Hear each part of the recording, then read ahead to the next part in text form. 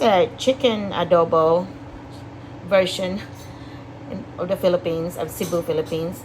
This is how you make it. Well, you marinate your chicken for about a couple of hours. In the marinade, you're gonna put calamansi or lemon and salt, pepper, vinegar, soy sauce, and whatever else other flavoring that you might want to use. But it's very basic to have those ingredients in a Filipino cooking.